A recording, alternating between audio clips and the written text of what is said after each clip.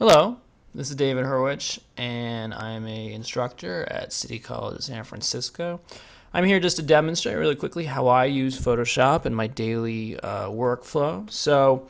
I do a lot of web development, meaning I create websites for companies and specific individuals. I'm just going to show you a recent project I did. This was for a startup company, energy company called California Green Channel.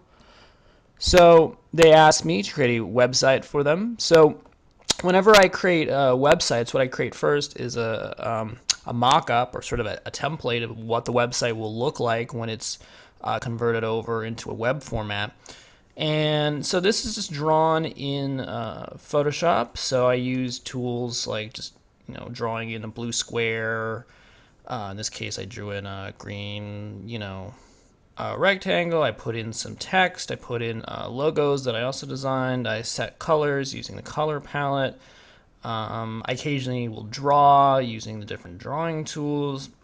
And I organize my works in my layers palette. So for instance, with this particular design, I decided to play around with the colors. So I have a green version, and notice how I have everything organized. Helps me, come back to things later, especially when you're dealing with a lot of separate elements.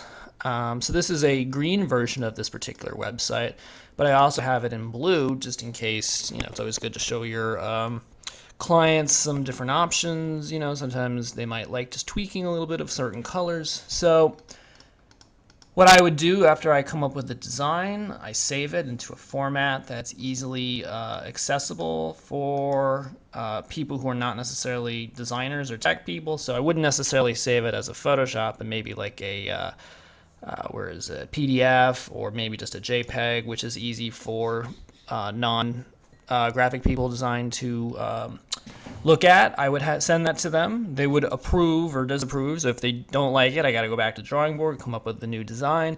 If they do, I move forward, and what I do is I take what I have and I would start exporting parts of it. So for instance, maybe let's say this particular part, I might isolate it by, say, duplicating this.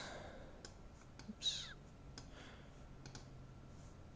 And then cropping it, and then setting it up to, oops, there we go, setting it up the way I would want, and then using a save for web device option so that I can optimize it for the web, depending on what it is I need, whether I need a JPEG or PNG or a GIF, depending on whether I need transparency or such. So that's just my average workflow using Photoshop for web design.